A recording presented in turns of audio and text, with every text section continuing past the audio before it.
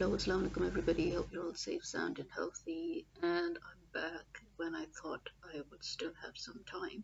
And that is because as soon as I finished the previous episode, recording it and posting it, uploading it, and everything, a few hours later, it came into everybody's notice that Iran allegedly attacked Pakistan.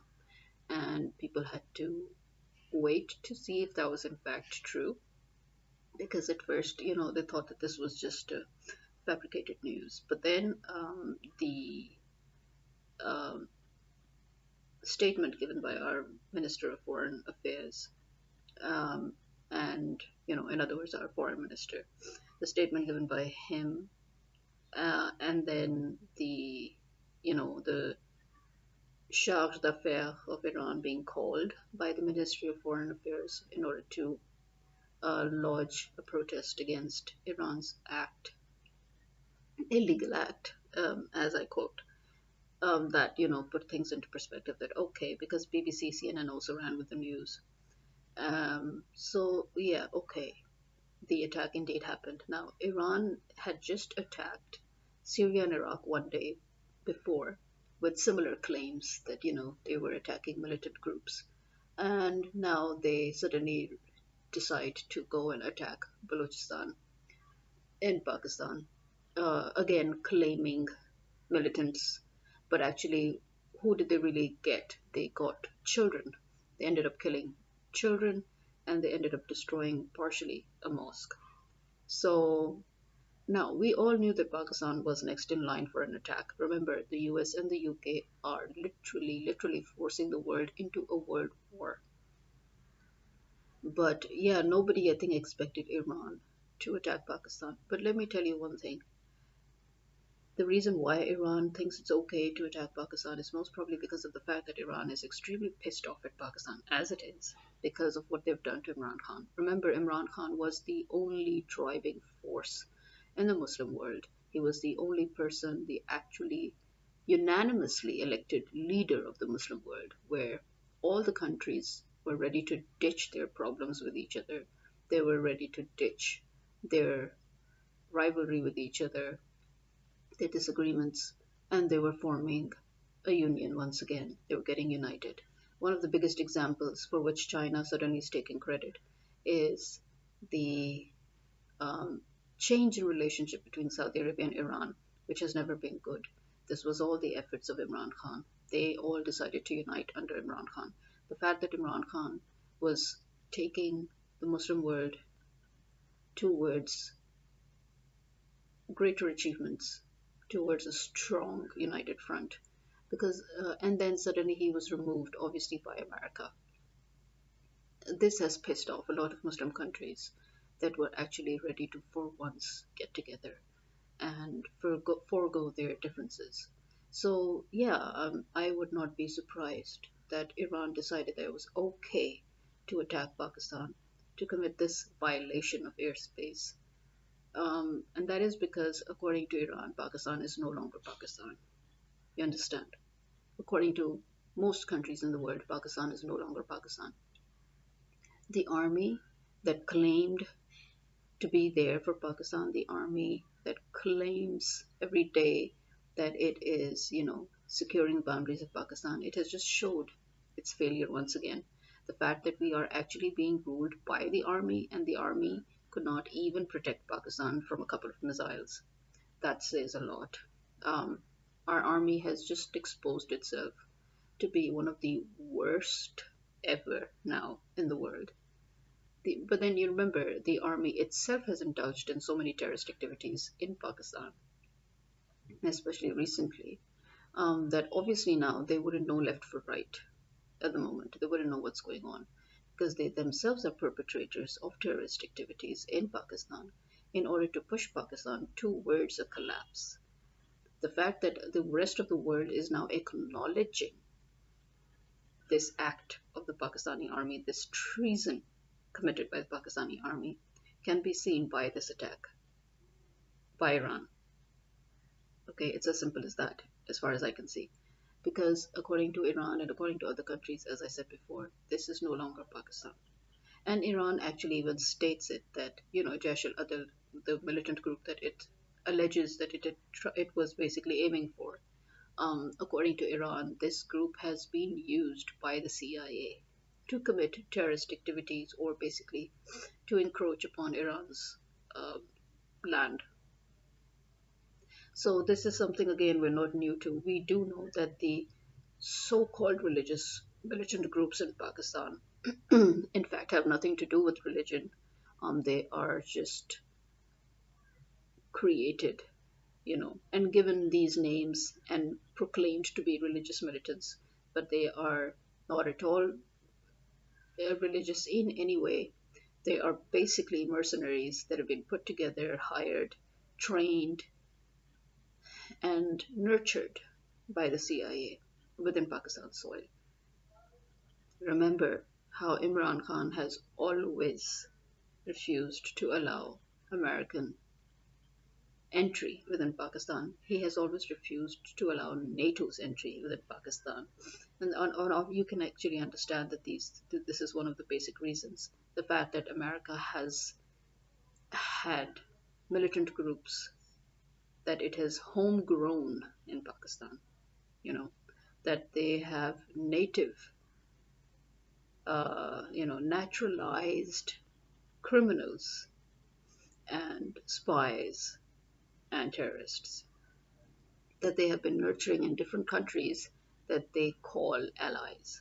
So don't be surprised if suddenly a war will even break out between South Korea and North Korea because of certain activities perpetrated by, again, undercover trained militants within South Korea that are actually working under the CIA, because that is how it works. As we know, Syria also has basically been used and abused by America. And then America decided to go all in and attack Syria. And then that obviously created a problem that now, forced Iran's entry. Remember, these wars these countries are collateral damage, and deliberately so, in the wars, the proxy wars between America and its enemies. The only enemy of America that is not indulging in a full-on war is China. China is still trying to compete or defeat its rival through commercial means, using business tactics, development projects, stuff like that. Not full on war. But America doesn't know anything but war. So America is at the moment working on full on wars. Because America has only one thing. Remember, at the end of the day, the white man is from Europe. And the Europeans have always been pirates. They have been pirates. They've been plunderers. So, yeah, on this side, it was always Afghanistan that was known to be the land of pirates and plunderers. But on the other side, the whole continent of Europe was always known to be a continent of pirates and plunderers. So there is something that they will never stop doing. They will always continue to encroach upon other lands, other countries, and steal. Because to them, this is the way they can gain power all over the world. And when we have been talking about recolonization over and over again, people were beginning to, some people thought that, oh, this is maybe a bit too much. This cannot be happening in today's world. But now they have been silenced by the very blatant act of the UK and the US working with Israel to commit genocide in Palestine. And the fact that they have very openly dismissed the International Court of Justice, and the fact that they have been illegally um, abusing their authority in the United Nations and in the International Court of Justice, the fact that they have been blackmailing, threatening people again in the International Court of Justice as well as in the UN. Um, this just shows again what I've said a long time ago, that the UN was not really made for countries to get together to resolve conflicts peacefully and to work together. No, this was actually brought together by the European countries, especially America and UK, so that they could continue to control the world and ensure that they can control the coming world wars. Okay, so this is where we are at today. So yeah, Iran is just the beginning. as we kept on thinking that, America would use that, I mean, that basically America would somehow look for a way to attack Pakistan. And now suddenly you're surprised that it's using Iran. Come on, America just created a war between Ukraine and Russia by using Ukraine land to attack Russia. So obviously, America has been given bases by the Pakistani army, which in itself is an act of treason. America has once again got full access in Pakistan soil, which it did not have during Imran Khan's time. So yeah, this attack by Iran is basically a warning as well by a very pissed off Iran that, we were doing something here. We were doing something with your elected prime minister, and you just screwed us by removing him. This is basically what they're trying to say. Because remember, Saudi is pretty pissed off too, because they were these are stakeholders. And they had pretty high stakes, which now they're sort of floundering because of Imran Khan being removed, and that is why he was removed again. Imran Khan was not just removed so that America should take over Pakistan's bases, but he was removed so that America should not have any global confrontation when it begins to commit genocide and war crimes from one country to the other and incite a full-fledged war, so that it should have no real, uh, you know, it should have nobody that can really stop them, which obviously would have happened when, if all the Muslim countries would have been under one banner under Imran Khan's leadership and Turkey's leadership. So things have been falling apart, and that is pissing off some really high stakeholders. That is one of them being Iran. This was actually a warning to the Pakistani army to stop what they're doing, to get back on track, and to fix their shit. You know, otherwise Iran would no longer consider Pakistan. And originally, remember, Iran and Afghanistan were not even allies. They're not American allies, so they were not Pakistan's allies. They are basically Indian allies. That's a different story. That whenever they're drowning or dying, or whenever they have a lot of problems and crisis, they come running to Pakistan. They settle in Pakistan, and they benefit from Pakistan. And also, Iran's biggest benefit from Pakistan is the secret deal that it did with Pakistan, where Pakistan was not allowed to excavate its petroleum reserves so that Iran could make full use of its own. So, Pakistan has already given in too much, and it's always the army. It's always the Pakistani army that has given a lot out of Pakistan and has given in to other countries against the interests of Pakistan. So rest assured, the Pakistani army never had the interests of Pakistan ever, because the army was never really Pakistani army.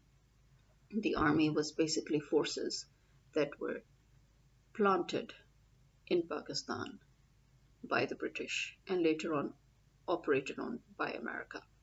So yeah, Iran is just the beginning. There are going to be many countries, because these countries have been issuing warnings since the ousting of Imran Khan.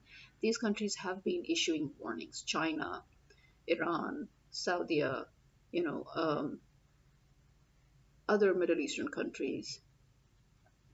They have all been constantly telling the establishment to stop in its tracks, turn back, get things right, put things back in its order, put things back to the way they were.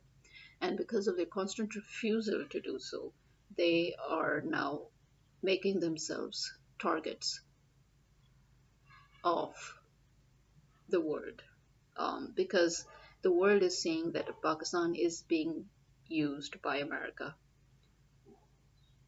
The world is saying that Pakistan is finally going into that stage where it will be under full control of the United States. And they are trying to stop that from happening in their own ways. So, yeah, this is a clear warning. This is a clear warning. And this is now for people who have brains to think of. As again, I will say it again, that our people are going to let this country get completely destroyed because our people are still waiting for Miracles. Well, if you're waiting for miracles, these are the kind of miracles that are going to happen. People from outside are going to attack. This is the only miracle, and this is not a good one. This is me signing out. Khuda Hafiz.